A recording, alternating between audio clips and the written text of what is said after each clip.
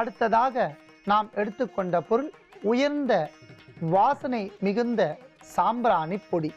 சாம்பிராணி பொடி பல வகையான நோய்களுக்கு அருமருந்து, துர்நாற்றத்தை விலக்கும், வீட்டில் இருக்கக்கூடிய மறைமுக எதிர்ப்பு சக்திகளை நீக்கி முடி வளர்ச்சிக்கு அற்புதமான முறையில் மேம்படுத்தும்.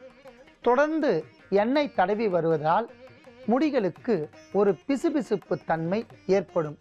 அதை நீக்கி புத்துணர்ச்சியாக மாற்றும் என்பதால் சாம்பிராணி பொடியும் எடுத்து வைத்துள்ளோம். அடுத்ததாக நாம் எடுத்துக்கொண்ட பொருள் லவங்கப்பூ. லவங்கப்பூ மிக சிறந்த கிருமி நாசினி. இதில் இருந்து வரக்கூடிய எண்ணெய் பல வகையான நோய்களை போக்கும் என்பதால் லவங்கப்பூவையும் எடுத்து வைத்துள்ளோம். அடுத்ததாக நாம் எடுத்துக்கொண்ட பொருள் ஜாதிக்காய். ஜாதிக்காய் மிக சிறந்த அளவில் பெண்கள் கூந்தலுக்கு துர்நாற்றத்தை போக்கும் என்பதால் ஜாதிக்காயும் எடுத்து வைத்துள்ளோம். அடுத்ததாக நாம் எடுத்துக்கொண்ட பொருள் சிற்றரத்தை. சிற்றரத்தை ஒரு கிருமி நாசினி. முடி வளர்ச்சியில் நமக்கு பெரும்பங்கு சிற்றரத்தை பயன்படுகின்றன. கிருமிகளை போக்கி துர்நாற்றத்தை நீக்கும் என்பதால் நாம் சிற்றரத்தையும் எடுத்து வைத்துள்ளோம். அடுத்ததாக நாம் எடுத்துக்கொண்ட பொருள் சிறு கற்கண்டு. மற்ற மூலிகை பொருட்களோடு சிறு கற்கண்டு சேரும்போது மருத்துவமாக மாறுவதால் நாம் சிறு கற்கண்டையும் எடுத்து வைத்துள்ளோம். எடுத்துக்கொண்ட பொருட்களின் அளவுகளை பார்க்கலாம்.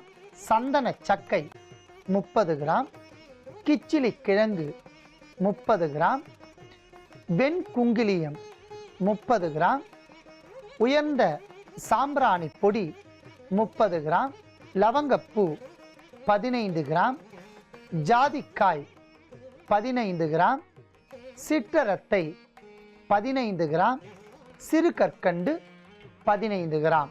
அத்தனை பொருட்களையும் அளவுகளின்படி எடுத்து வைத்துள்ளோம். எடுத்துக்கொண்ட பொருட்களை ஒன்றாக சேர்த்து அரைத்து பொடியாக எடுக்க வேண்டும். அதி அற்புதமான மருத்துவ குணமும் உயர்ந்த நறுமண பொடியுமாகிய இதை பெண்கள் தலை குளித்து முடித்தவுடன் நன்றாக ஈரம் போக தலையை துடைத்து நெருப்பு தணலில் தேவையான அளவிற்கு இந்த பொடியை தூவி இதன் புகையை முடிப்பகுதியில் படும்படி காட்டி வந்தால் படிப்படியாக முடி வளர்ச்சி மேம்படும். முடி வளர்ச்சியில் பெரும்பங்கு ஆற்றக்கூடிய இந்த பொடியினால் கூந்தலுக்கு ஒரு நறுமணம் கமழும். அன்பான நேயர்களே, மிகவும் எளிமையான முறையில் நாம் தயாரித்த இந்த நறுமண பொடியை நோய் உடையவர்கள் பயன்படுத்தி நோயின்றி வாழ வேண்டுகிறேன். இதுக்கு மேல என்ன சொல்ல போற? சொல்றதுக்கு வேற ஏதாவது போய் இருந்தா சொல்லிடு. அவதான் ஏமாத்தி எல்லாத்தையும் என்கிட்ட இருந்து பறிச்சிட்டான்னு பார்த்தா நீயும் இப்ப அதே தான் பண்ணிருக்க. ஏன் ஆலியா, ஏன் இப்படி பண்ண? இந்த உலகத்துல பாட்டிக்கு அப்புறம் நான் யார் மேலேயாவது உயிரையே வச்சிருக்கேன்னா அது ஊ மேலதான் உனக்கு தெரியாதா? ஏன் இப்படி பண்ண ஆலியா?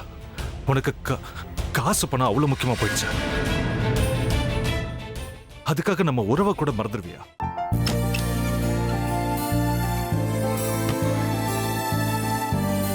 சக்தி சக்தி, ஒரு நிமிஷம்.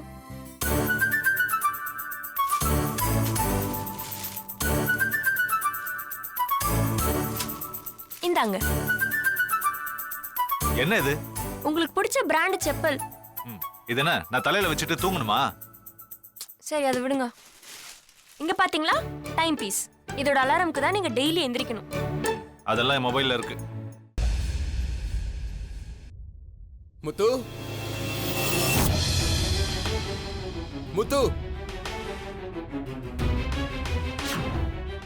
என்னடி இவன் முத்துன்னு ஒருத்தைய உருவாக்கி விட்டான். செல்வியை மறப்பான்னு பார்த்தா எப்ப பார்த்தாலும் முத்து முத்துன்னு கூப்பிட்டு இருக்கான். முத்துவ கூப்பிட மட்டுமா செய்யறான், முத்துவ வச்சு என்னென்னமோ செய்யறான். நாம தான் இளிச்சவாய் மாதிரி வேடிக்கை பார்த்துட்டு இருக்கோம். என்ன முறைச்சு என்ன பிரயோஜனமாயா? உனக்கு வேற குரல் போயிடுச்சு. அடுத்து அவ செல்வியை கூப்பிட்டானா என்ன பண்ண போற? உன்னுடைய விருப்பப்படியே நீ ராமநாத வீட்டு மருமகளா வாழ போற. கண்டிப்பா என்னுடைய ஸ்தானத்திலிருந்து அவன் உன்னை நல்லா பார்த்துக்குவான் அம்மா.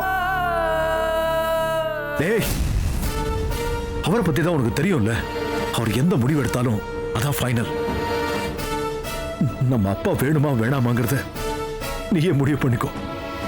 வாடா.